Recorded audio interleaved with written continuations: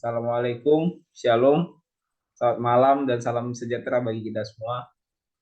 Kenalkan, kami dari kelompok 7 yang beranggotakan Arya Kasih Tanggang dengan NIM 5203230014 dan Niko Toniel Manurung dengan NIM 5203230009 akan mempresentasikan hasil dari diskusi kami berupa PowerPoint dengan judul Sistem Proteksi dan Relay.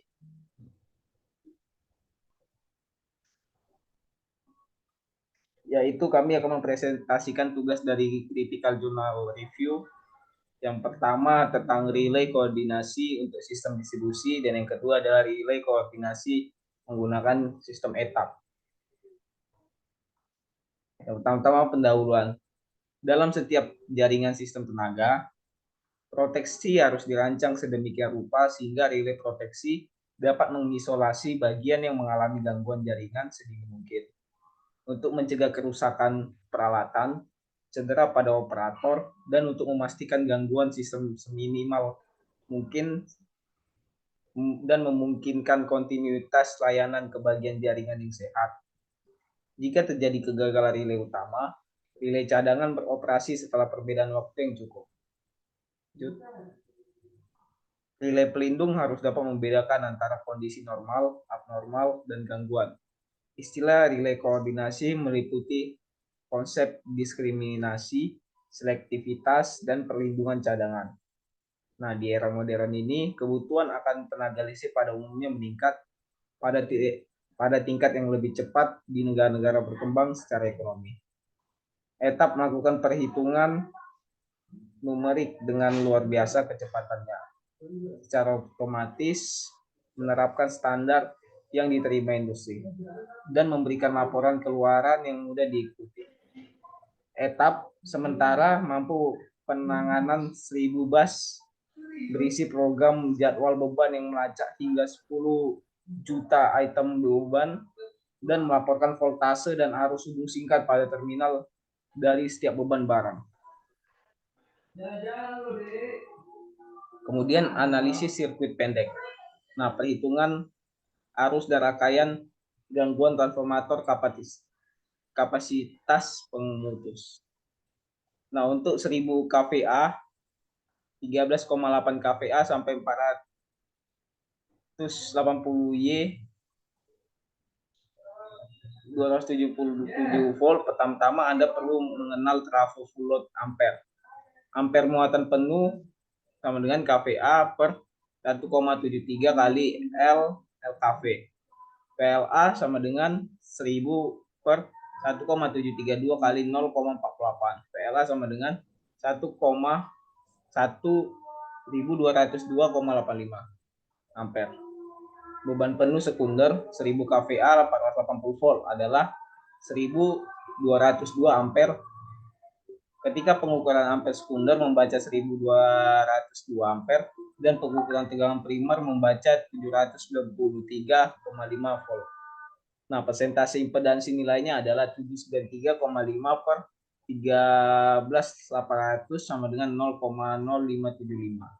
Karena itu persentase Z sama dengan 0,575 dikali 100 sama dengan 5,75%.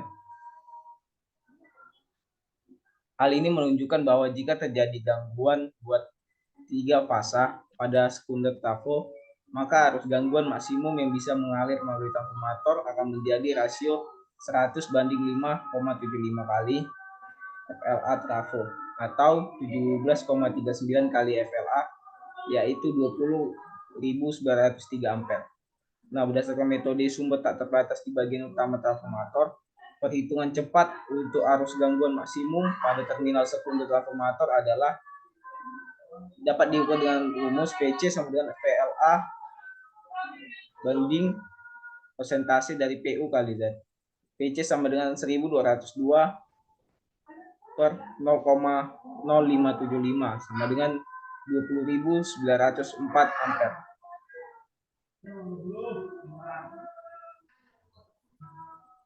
Nah, dapat diasumsikan bahwa reaktasi dari semua kabel pemutus sirkuit, rampo arus, dan bus diabaikan.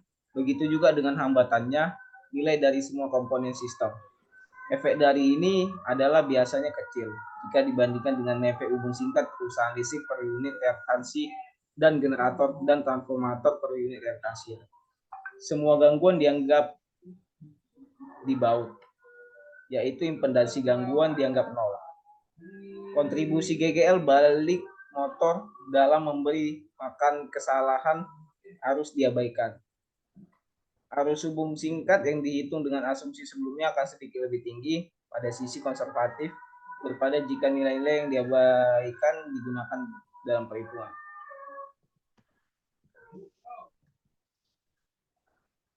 Kemudian akan dijelaskan oleh saudari kita maksud saya, Arya Kasih Tanggang. Pada Arya dipersilakan.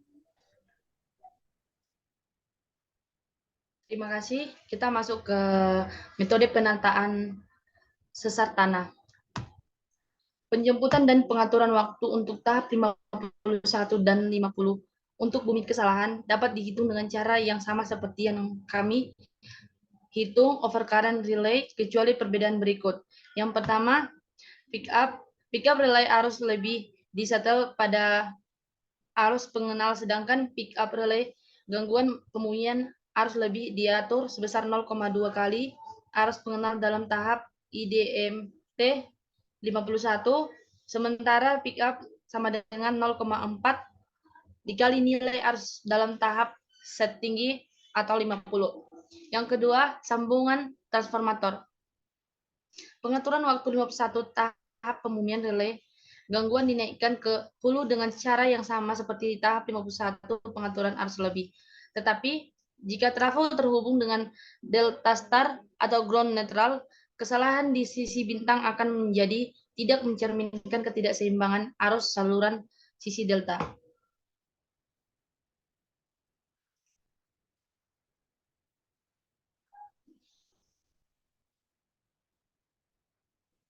Kesimpulan,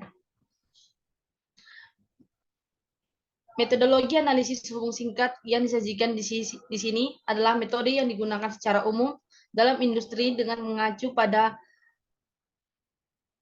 158 dari Schneider Electric. Metodologi koordinasi relay digunakan dalam laporan ini didasarkan pada gangguan industri atau panduan perlindungan Alstom. Dalam makalah IEE, hasil simulasi diperoleh menggunakan Electrical Transient Analyzer program atau ETAP.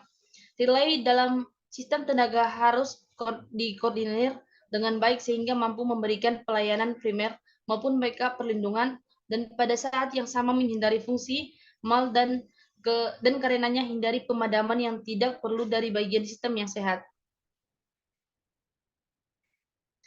Dalam tulisan ini, perhitungan tangan pengaturan relay disajikan, tapi jika jaringan sangat besar dan rumit dan perhitungannya perlu dilakukan berulang kalian untuk mendapatkan yang terbaik koordinasi, maka menjadi sangat membosankan sehingga menggunakan perangkat lunak seperti ETAP sangat membantu untuk mengurangi kemungkinan kerusakan dan meningkatkan kecepatan.